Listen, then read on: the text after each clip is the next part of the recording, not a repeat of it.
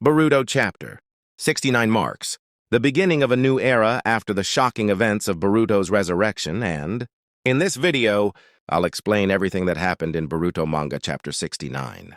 Boruto Chapter 69 kicks off right after the jaw-dropping moment when Eida shows up in Konoha.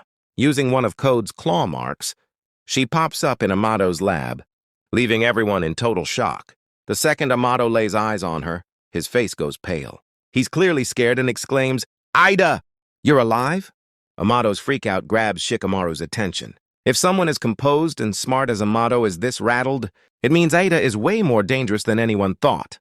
Delta immediately lunges at Eida, but then something bizarre happens. Just as her kick is about to hit, Delta freezes up completely. She can't move at all, even though Eida is right there in front of her. Shikamaru is stunned, and even Delta is taken aback. Eida casually comments, "You're flashing me, Delta dear. I can see your panties." Shikamaru quickly figures out that something strange is at play. Some kind of mysterious force stopping anyone from attacking Eida. Then Eida tells Delta to let Code go, and she does exactly that. Shikamaru is baffled and asks her, "What are you doing?" Delta is just as confused, wanting to know what's going on with her and what's up with Eida. Eida thanks Delta, and meanwhile, Shikamaru reaches out to Ino through a mind link, alerting her that they're in an emergency and he needs backup. As this tense scene unfolds in the lab, the focus shifts to Boruto and Sasuke, who finally get a moment to talk in peace after a long time. Sasuke apologizes to Boruto for not being there during the fight, feeling a sense of guilt since Boruto technically died, even if Momoshiki brought him back. He knows they came dangerously close to losing him for good. However, he doesn't blame anyone and instead shifts the conversation to Kawaki. Surprisingly, he doesn't harbor any hatred for him either. Boruto shares that before everything went down, he had asked Kawaki to stop him if Momoshiki ever took over completely. Sasuke mentions, "Kawaki is the one who killed the Hokage's son. Whatever else, that's a heavy burden." Boruto counters, "That's not fair, especially since I'm alive and well. Besides, he's the only one I could have made that crazy request to because we see each other as brothers." He adds that it's likely the same for Kawaki. He did it because they're bros, and he understood Boruto's determination. Sasuke muses, "Brothers, huh?" Boruto then tries to return Sasuke's old ninja headband, the same one Sasuke gave him during the battle with Momoshiki. But Sasuke insists he keep it, telling Boruto to hold on to it. Boruto lights up with happiness and promises to treasure it forever. Sarada and Mitsuki are hanging back, observing everything from a distance. They start chatting about Boruto and what he's been through lately. Mitsuki expresses how freaked out he is, saying that Boruto could have easily died if he hadn't been there to help him. He admits it gives him the creeps and adds, "I really don't know what I'd do to whoever hurt Boruto." Sarada looks at him, surprised, and says, "Mitsuki?" Mitsuki realizes how intense that sounded and quickly apologizes.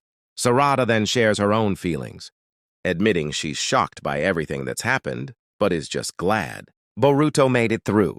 But then she starts to get angrier, questioning, "It's not Boruto's fault. He couldn't stop any of this. Are we really that unreliable?" She feels a strong urge to support him more.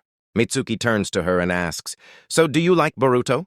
Sarada is taken aback by the question and responds, "Where did that even come from?" Mitsuki follows up, "So you don't?"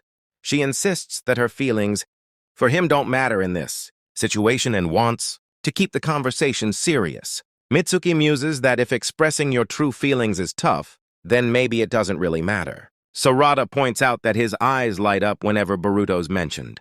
Suddenly she feels a pang of jealousy and reminds him, "Don't forget, he's my dad first, even before being Boruto's teacher."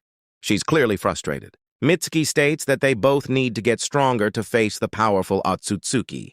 Sarada agrees with him.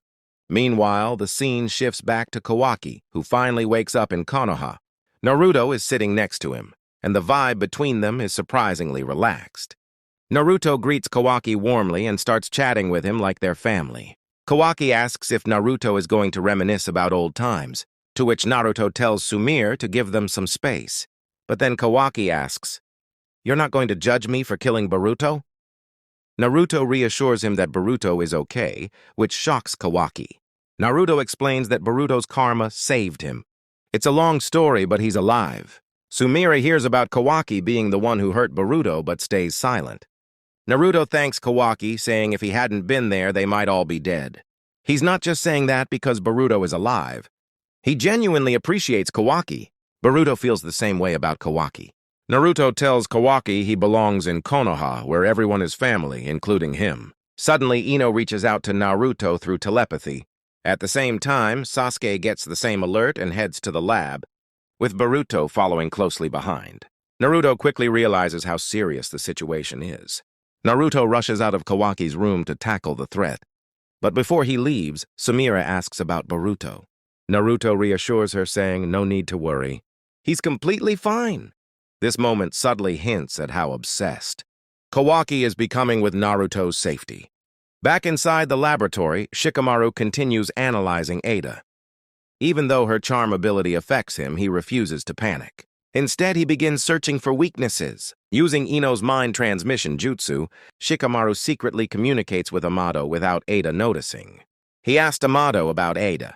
Amato finally explains the truth behind Eida's power. No one can escape from Eida's ability. Then we saw Delta, who is completely affected by Eida's ability. Shikamaru shockingly asked, "You're kidding, right? How is it even possible?" Amato explains headache, vertigo, fever, impaired judgment, stiffened muscles from extreme tension are all part of her ability. Different people get different symptoms. Some people like Delta just become infatuated. Shikamaru asks for a solution, but Amato refuses and says, once you've become her captive, it's all over. Eida herself can't control. Her ability, the effect lasts until she dies. Shikamaru is shocked and tries to attack her. Amato tells him to go ahead and try. You'll see soon enough how futile resisting her is. Shikamaru realizes that his jutsu won't last much longer. Eida tells him to relax and go close to him. Shikamaru is trying hard to not let his guard down. Eida impressed by his force of will and wants to cheer him on. Shikamaru can't move his body. Amato tells him to stop. "'Cause if he doesn't, he'll damage his mind." Shikamaru shadow possession. Jutsu releases, and while Shikamaru thinking about the solution, Code attacks Amato and tells him to say the command to remove the limiters on Code's power. Shikamaru asks Eida about her motive and why she is helping Code. Eida tells Shikamaru that she doesn't care about Code's motive, it's personal to him. Shikamaru asks, then why cooperate with him? Eida tells him that she likes Kawaki. Everyone gets shocked completely. She says that she is simply getting assistance from Code in that matter, and in return, she is helping him regain his power. Shikamaru immediately changed the plan and told Ino change the lock and release Code for this room's door now. Ino was shocked for a moment, but Shikamaru explains everything to her and tells her to trust him. Then Eida asked him, he just thought, how foolish, didn't he? Shikamaru says that he was just surprised and almost wants to support her feelings and have a proposition for Eida. He asked her to come over to Konoha. He said we can aid each other manually, and afterward she can tell Kawaki how she feels about him or whatever else she wants. Code shockingly said, what? And the chapter ends right there. And that was the full explanation of Boruto Chapter 69. This chapter focuses less on action and more on the growing tension between Boruto, Kawaki, and the people around them. The seeds of future conflict are being planted, and the story is slowly building towards something much bigger. If you enjoyed this explanation, don't forget to like, subscribe, and turn on notifications for more manga breakdowns.